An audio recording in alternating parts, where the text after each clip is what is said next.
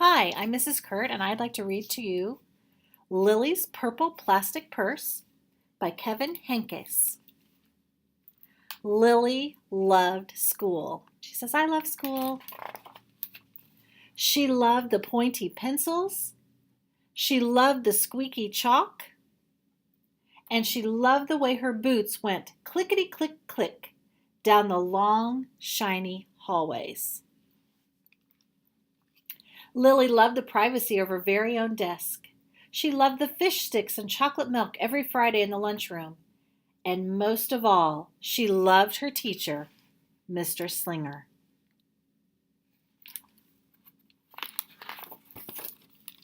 Mr. Slinger was as sharp as a tack. He wore artistic shirts. He wore glasses on a chain around his neck, and he wore a different colored tie for each day of the week. Wow, said Lily. That was just about all she could say. Wow. Instead of greeting students or good morning pupils, Mr. Slinger winked and said, Howdy. He thought that desks in rows were old-fashioned and boring. Do you rodents think you can handle a semicircle? And he always provided the most tasty snacks, things that were curly and crunchy and cheesy.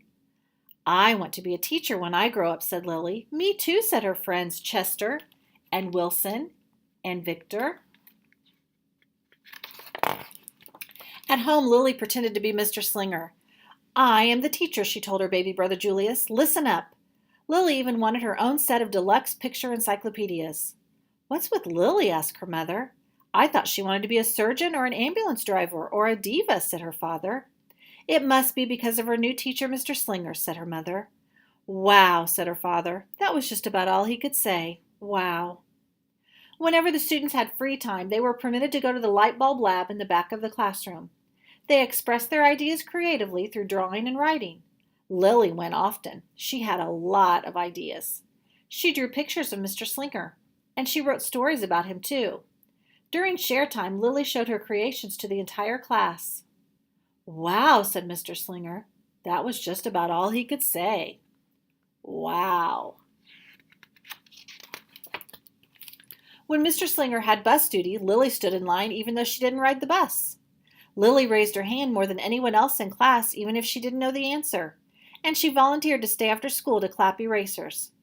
I want to be a teacher when I grow up, said Lily. Excellent choice, said Mr. Slinger. One Monday morning, Lily came to school especially happy. She had gone shopping with her Grammy over the weekend.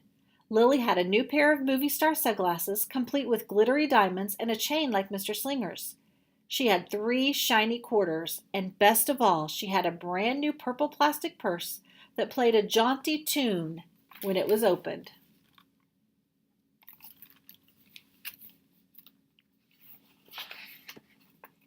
Lily wanted to show everyone. Not now, said Mr. Slinger. Listen to our story. Lily had a hard time listening. Lily really wanted to show everyone. Not now, said Mr. Slinger. Let's be considerate of our classmates. Lily had a hard time being considerate.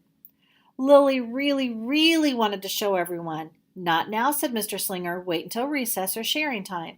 But Lily could not wait. The glasses were so glittery. The quarters were so shiny, and the purse played such nice music, not to mention how excellent it was for storing school supplies. Look, Lily whispered fiercely. Look, everyone, look what I've got. Everyone looked, including Mr. Slinger. He was not amused. I'll just keep your things at my desk until the end of the day, said Mr. Slinger. They'll be safe there, and then you can take them home. Lily's stomach lurched. She felt like crying. Her glasses were gone, her quarters were gone, her purple plastic purse was gone. Lily longed for her purse all morning. She was even too sad to eat the snack Mr. Slinger served before recess.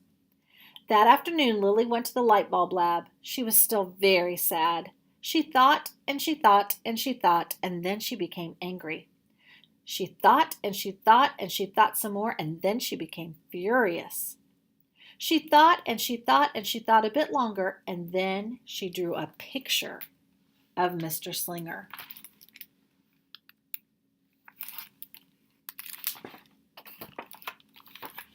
Right before the last bell rang, Lily sneaked the drawing into Mr. Slinger's book bag. The drawing said, "Big, fat, mean Mr. Stealing Teacher, wanted by FBI. P.S. I do not want to be a teacher when I grow up." When all the students were buttoned and zipped and snapped and tied and ready to go home, Mr. Slinger strolled over to Lily and gave her purple plastic purse back. "It's a beautiful purse," said Mr. Slinger. "Your quarters are nice and jingly. And those glasses are absolutely fabulous. You may bring them back to school as long as you don't disturb the rest of the class." "I do not want to be a teacher when I grow up," Lily said as she marched out of the classroom.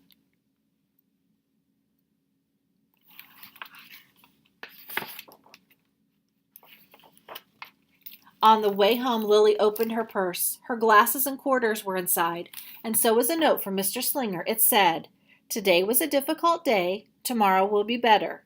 There was also a small bag of tasty snacks at the bottom of the purse. Oh, Lily's stomach lurched. She felt like crying. She felt simply awful. Lily ran all the way home and told her mother and father everything.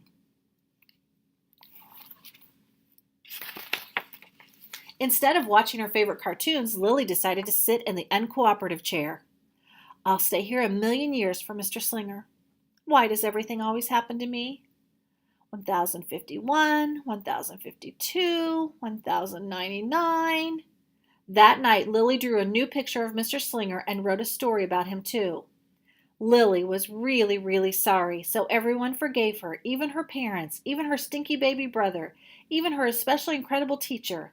And then the sun shined its smiley face down on everyone and everything, even the bugs and worms. The end, by Lily.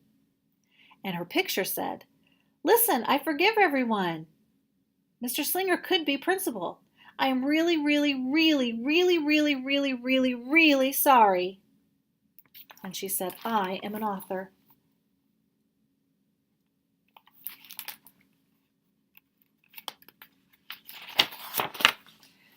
Lily's mother wrote a note, and Lily's father baked some tasty snacks for Lily to take to school the next day. "I think Mr. Slinger will understand," said Lily's mother. "I know he will," said Lily's mother. The next morning, Lily got to school early. "These are for you," Lily said to Mr. Slinger, "because I'm really, really, really, really, really, really, really, really, really, really, really, really, really, really, really, really, really, really sorry."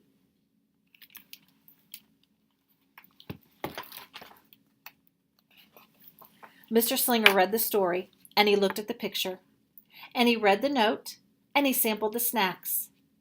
"Wow," said Mr. Slinger. That was just about all he could say. Wow.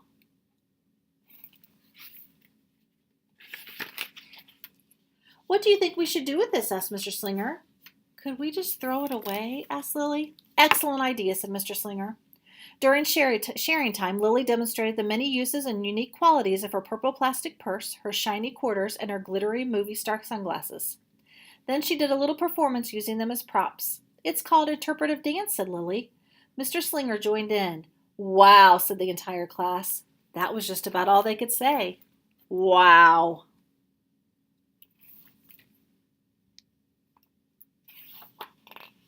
Throughout the rest of the day, Lily's purse and quarters and sunglasses were tucked safely inside her desk.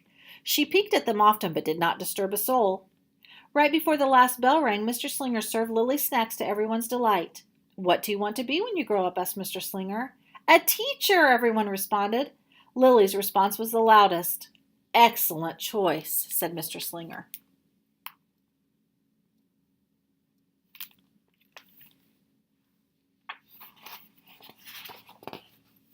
As the pupils filed out of the classroom, Lily held her purple plastic purse close to her heart. Mr. Slinger was right. It had been a better day. Lily ran and skipped and hopped and flew all the way home. She was so happy, and she really did want to be a teacher when she grew up.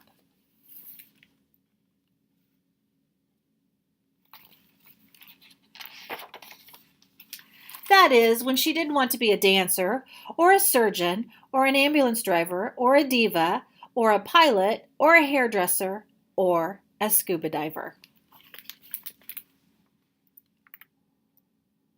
I hope you've enjoyed this book as much as I do.